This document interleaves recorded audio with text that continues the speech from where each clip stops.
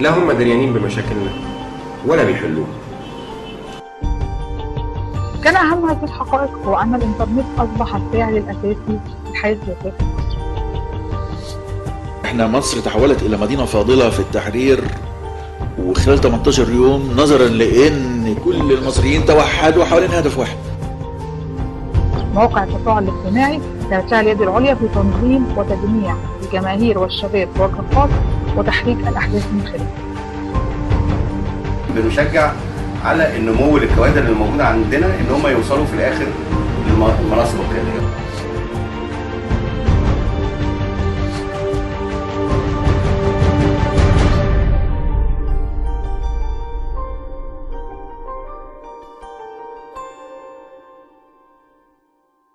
كريم الفاتح من الشخصيات التي لمع اسمها داخل شركة انتل وداخل قطاع تكنولوجيا المعلومات المصري بشكل كبير، فقد بدأ الفاتح رحلته مع انتل قبل 8 سنوات. مضت كمدير تطوير أعمال، وتقلد خلال هذه السنوات العديد من المناصب التنفيذية داخل انتل، ليتقلد حاليا منصب المدير العام لشركة انتل.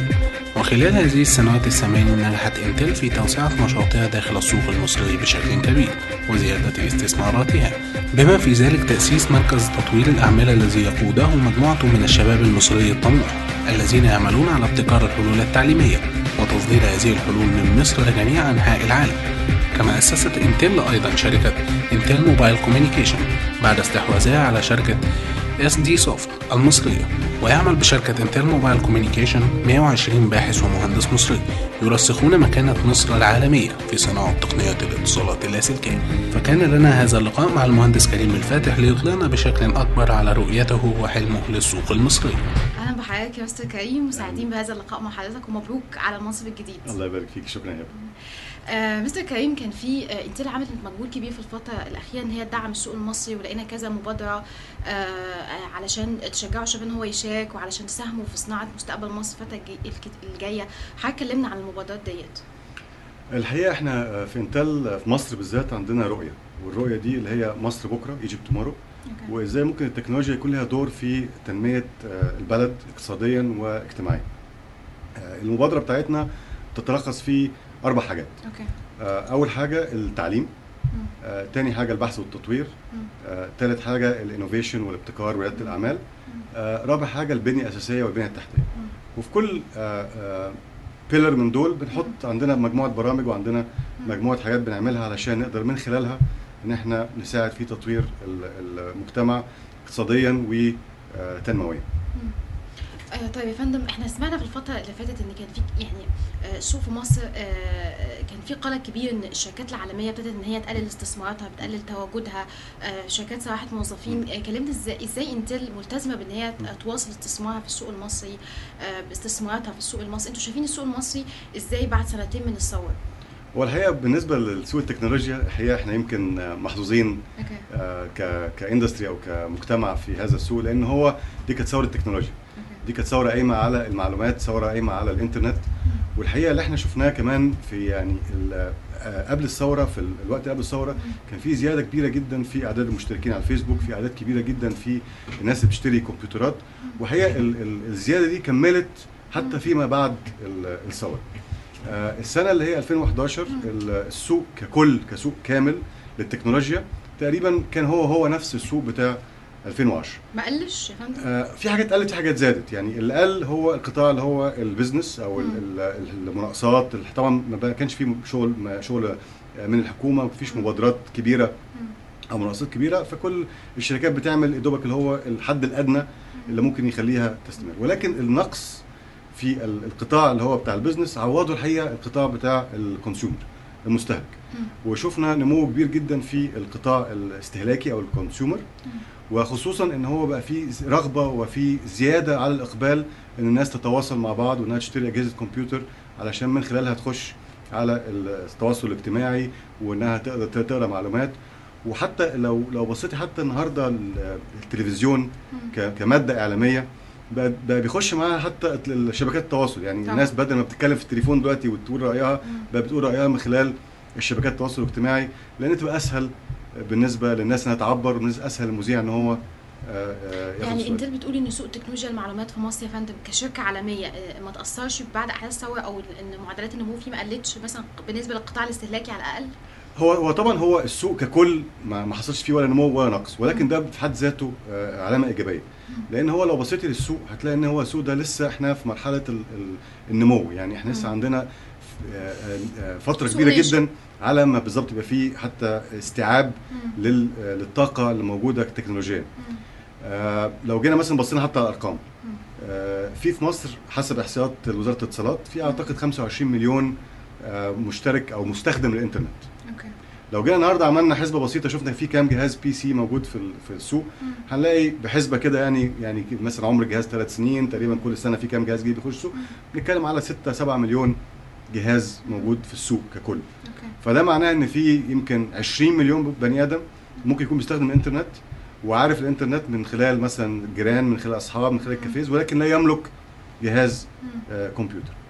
وانا دايما ببص على دايما بقارن السوق التكنولوجيا بسوق العربيات، ببص على اشوف سوق العربيات في كام عربيه موجوده في مصر، في كام كمبيوتر موجود في مصر، واعتقد هو ده يدينا انديكيشن على السوق بتاعنا لسه فيه قد ايه نمو ممكن يحصل. في رؤيه حضرتك السوق هيستعيد معدلات نموه السابقه بعد قد ايه مثلا؟ في ناس بيقولوا 2013، في ناس بيقولوا 5 سنين.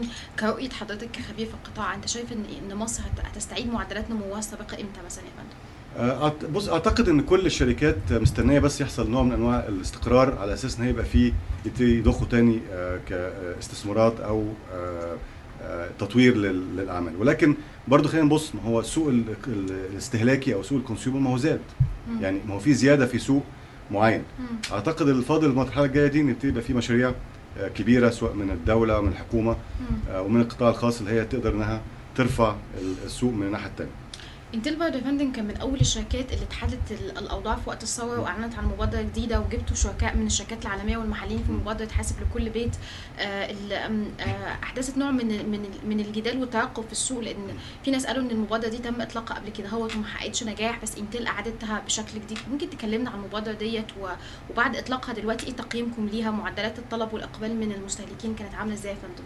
المبادره دي بتخش في، احنا لو تفتكر قلنا تعليم، بحث وتطوير، انوفيشن وانتربرينورشيب، وقلنا البنيه الاساسيه والبنيه التحتيه. كل في احصاءات عالميه من الاي تي يو بتقول ان كل 10% زياده في البرود باند كونكتيفيتي بتاثر على نمو اقتصادي 1.38% في نمو اقتصادي. فما فيش شك ان النمو اللي بيحصل في التكنولوجيا، في اجهزه الكمبيوتر، في البرود باند، ده بينعكس على الاقتصاد وعلى النمو الاقتصادي. فاللي احنا حاولنا نعمله في انتل ان احنا حاولنا ان احنا يعني نشترك مع السوق، مع اليات السوق، ان نخلق موديل. الموديل ده عباره عن 4 حاجات. اوكي، اول حاجه ان احنا عايزين يكون موجود في السوق اجهزه كمبيوتر كويسه بسعر كويس. اوكي، وخصوصا بنتكلم على الحاجه كويسه بسعر كويس، دي مهمه جدا، لان برضو ما فيش شك ان الحاله الاقتصاديه متاثره والسعر اللي هو المتاح تاثر، فبالتالي في نفس الوقت مش معنى حاجه رخيصه انها تكون مش كويسه، فعايزين اجهزه بسعر كويس ومتوفره وكويسه، دي مهمه قوي. تاني حاجه نبص على البرود باند، على الكونكتيفيتي. اللي بيشتري جهاز كمبيوتر اوكي ممكن يكون بيدفع في الجهاز مثلا نقول 2000 جنيه، ولكن بنلاقي ان الراننج كوست بتاع البرود باند ممكن يكون اعلى من السعر بتاع الجهاز. يعني لو النهارده هدفع مثلا حتى لو 50-100 جنيه كل شهر عشان يبقى عندي برود باند على مدار 3 سنين، يبقى انا دفعت في البرود باند اكتر ما دفعت في الجهاز. اوكي، فبالتالي احنا بنقول ايه، احنا عايزين نقلل التوتال كوست اوف اونرشيب، حسبه كامله. انا عايز اقلل التوتال كوست اوف اونرشيب. انا عايز المستهلك لما يجي يشتري الجهاز يبقى مثلا في الجهاز هو اللي بيقول عليه كويس بسعر كويس، معاه برود باند بري بيد، لان احنا برضو جايين من كلتشر بري بيد.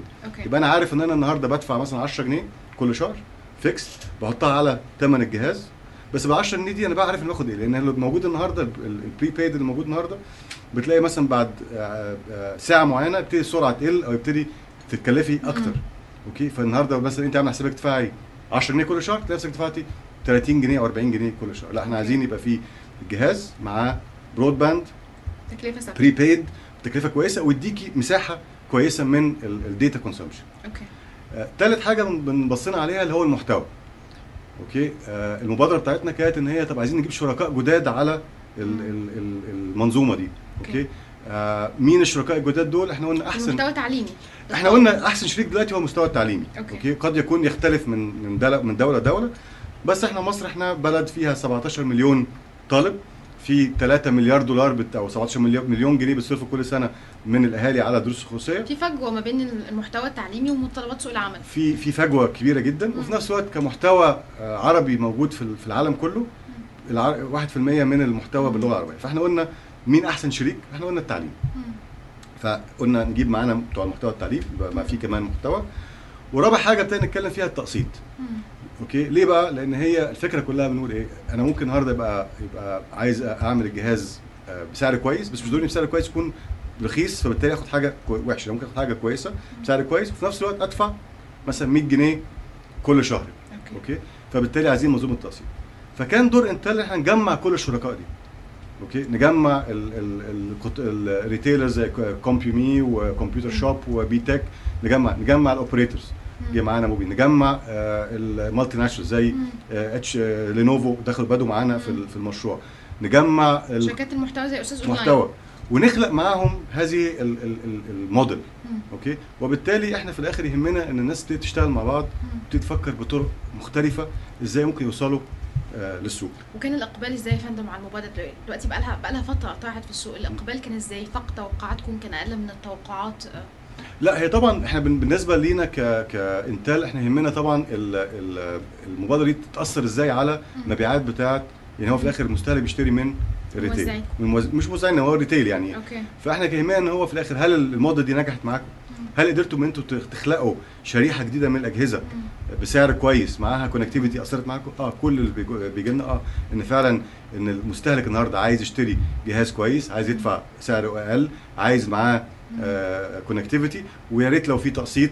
وموضوع الكونتنت اللي هو طبعا الله ده انا في كمان كونتنت، ده حاجه لاولادي طبعا، حاجه جميله جدا استفيد منها. حضرتك اتكلمت عن المبادره دي كمبادره لتحريك السوق، حضرتك شايف ان احنا محتاجين ايه تاني كشركات خاصه او كقطاع حكومي او كمنظمات اهليه لخلق مزيد من معدلات الطلب مثلا؟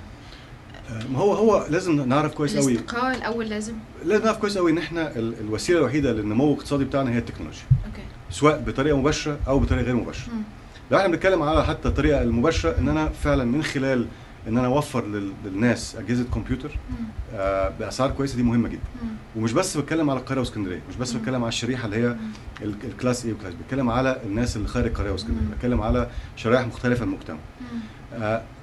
الشرائح دي او كل ما قدرنا ان احنا نوصل لعدد اكبر من الناس من خلال التكنولوجيا، ده هيكون له مردود اقتصادي ونمو اجتماعي على مصر.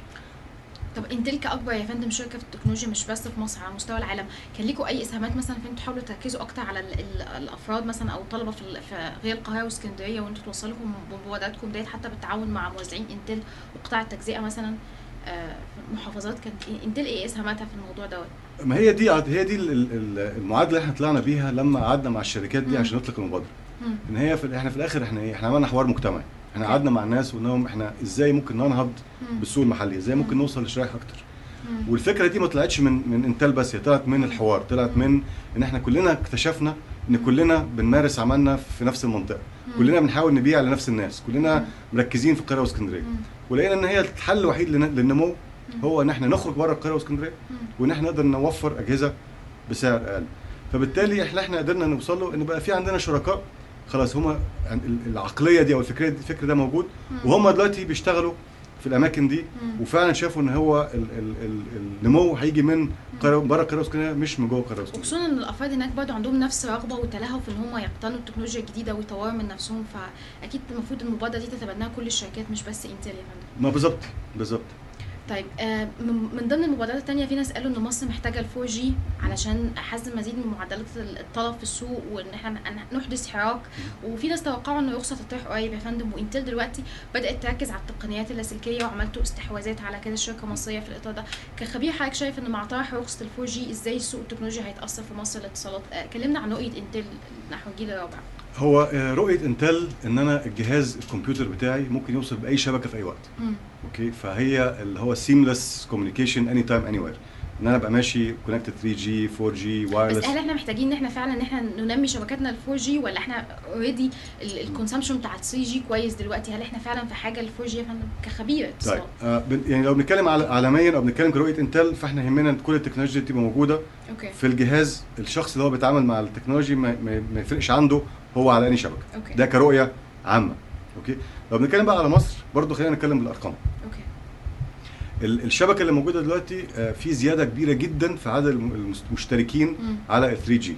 اوكي، هيجي وقت من الاوقات هيبقى لازم ساعتها 4 جي علشان النمو اللي بيحصل في الداتا نمو اكسبوننشال، يعني الكيرف طالع عالي جدا. يعني اعتقد ال 3 جي سبسكريبشنز او اشتراكات 3 جي تخطت الفيكست برود باند السنه اللي فاتت، ولسه بنطلع يعني. فاحنا دلوقتي بنتكلم على سوق واعد، سوق كبير.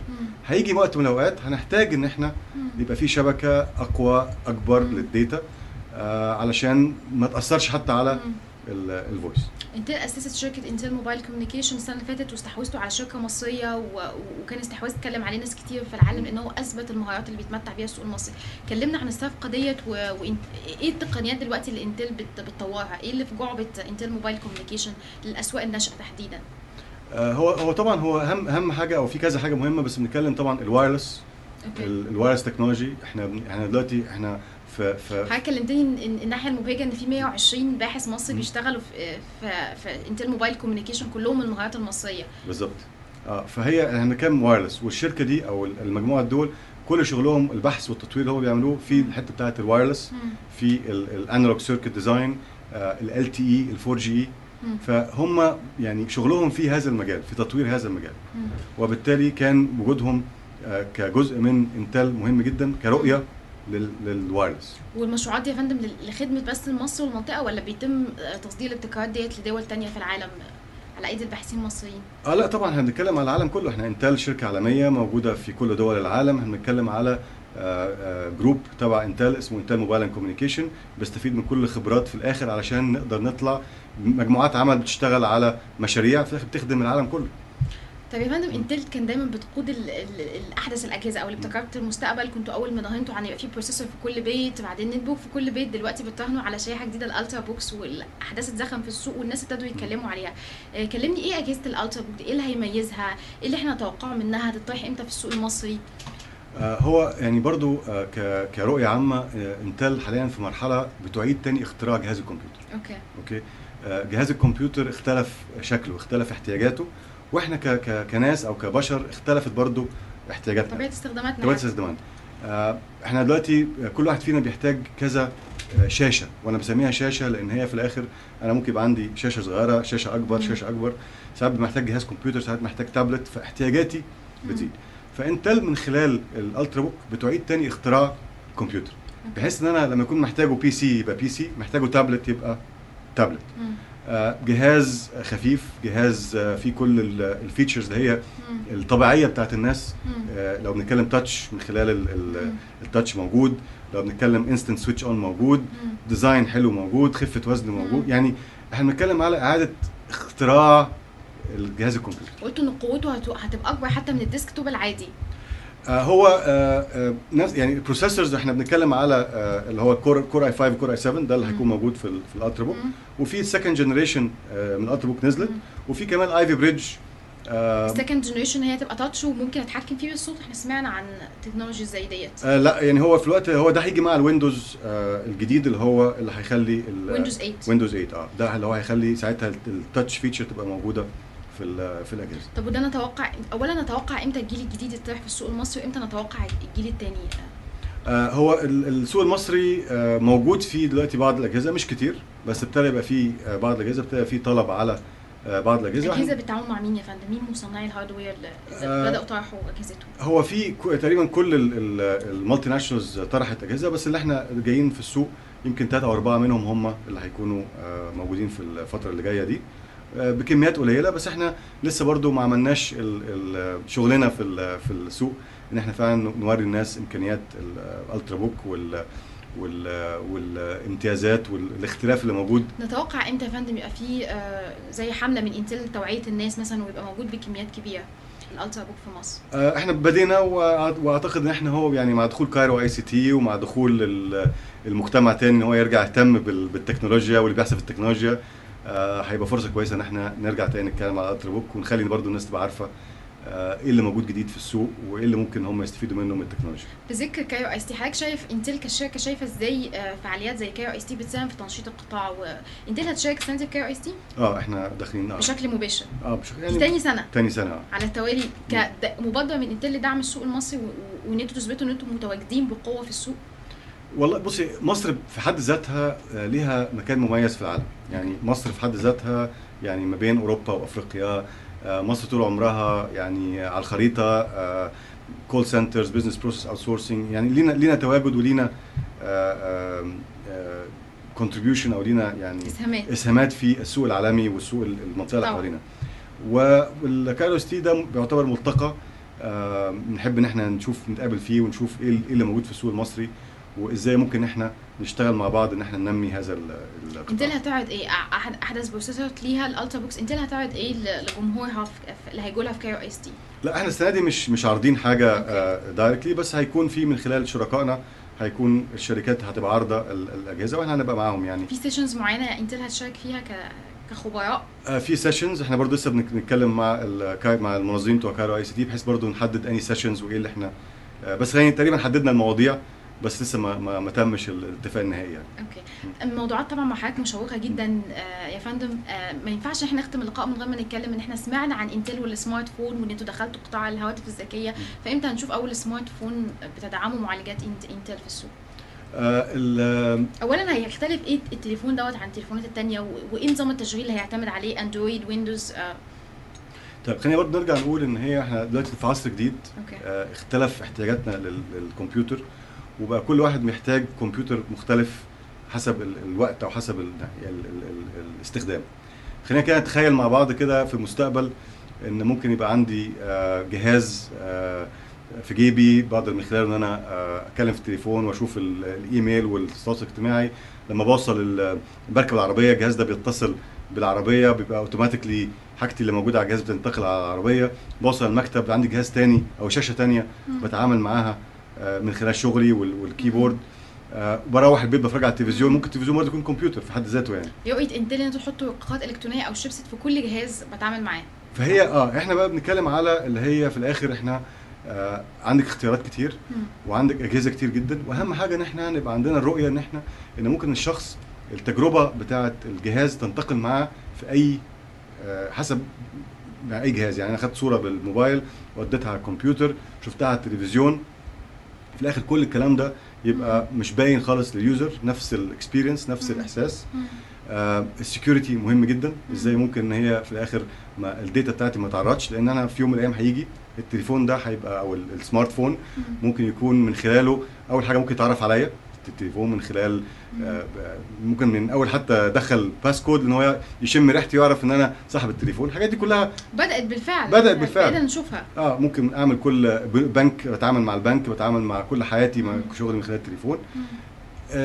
الرؤيه دي محتاجه ان انا يبقى عندي سكيورتي قويه، وده اللي خلى انتل مثلا تشتري شركه زي مكافي بحيث ان احنا برضو يبقى عندنا عنصر امن المعلومات جوه رقاقات انتل نفسها. بالظبط. فاحنا بنتكلم على رؤيه، بنتكلم على رؤيه كامله. فهي الاجهزه اللي انتل بتطرحها دي جزء من الرؤيه الكامله، وجزء من ان انا يكون عندي جهاز فيه لكل احتياج من المختلف. فبالتالي هيبقى فيه الكمبيوتر العادي، في جهاز اللي هو ممكن بيسموه اول ان وان، تلفزيون وكمبيوتر، في التابلت، في السمارت فون، في اجهزه الامبيدد هي في العربيه.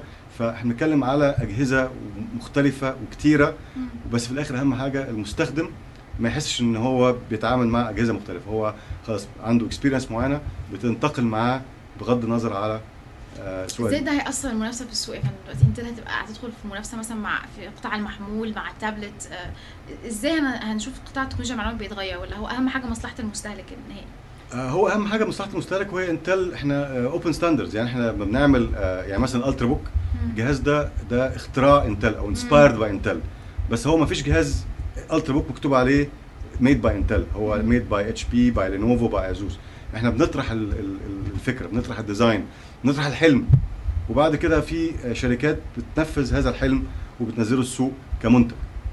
اخر سؤال لحضرتك، ايه رؤيتك ايه حلمك للسوق المصري خلال الفتره الجايه؟ حضرتك تتوقع ايه او نفسك ايه اللي يحصل في سوق تكنولوجيا المعلومات في الفتره الجايه؟ والله انا عندي احلام كتير للسوق المصري. شاركنا فيها من فضلك. انا عندي احلام كتير للسوق المصري. انا عندي ثقه على قدره السوق المصري في ان هو يرجع تاني ينمو ويكبر. عندي يعني ثقه تماما ان السوق المصري ممكن يكون اكبر من كده بكتير كسوق، ممكن يكون فاعل اكتر بكده في المجتمع اللي حوالينا. عندنا امكانيات كبيره جدا في الابداع. انا شفتها بعيني، شفت من خلال المسابقات اللي انتل بتعملها كايسف، الشباب اللي بيجي بالاختراعات والافكار دي انا يعني مبهور بيها. فعندي ثقه جامده جدا في الشباب، وعارف من خلال الابداعات دي ممكن نعمل حاجات كتير جدا. البحث والتطوير ده من خلال برضه انا بشوفه من جوه انتل لابز، او من خلال انتل موبايل كوميونيكيشن، هي اي ام سي الشركه اللي احنا اشتريناها، الشباب اللي بيعمل ريسيرش اند ديفلوبمنت. عندي ثقه جامده جدا في قدراتنا في ريسيرش اند ديفلوبمنت. عندي ثقه عاليه جدا ان احنا من خلال منظومه التعليم كويسه ممكن احنا نتقدم بسرعه وبطريقه كويسه. واعتقد برضو دي من الحاجات اللي مخليانا في انتل نهتم جدا بالتعليم، تعليم الطالب وتعليم المدرس والفصل والمدرسه. وعندي ثقه تماما ان البنيه التحتيه من خلال البرامج اللي بنعملها، من خلال الانترنت، من خلال النشر الوعي التكنولوجي، ان فعلا يبقى في مع كل مصري عنده اكسس على معلومات. والاكسس ده اتمنى يكون من خلال الكمبيوتر، من خلال نت بوك، من خلال سمارت فون، من خلال تابلت، من خلال اجهزه كتير جدا ممكن تكون موجوده للمستهلك المصري. واحنا طبعا يا فندم بنشارك حضرتك الحلم دوت، ويا رب ان هو يتحقق قريب جدا ان شاء الله. ان شاء الله. بنشكر حضرتك، كنت ضيف عزيز على برنامج كلام في التكنولوجيا، وعلى امل ان احنا نلتقي فيك قريب ان شاء الله يا فندم. شكرا يا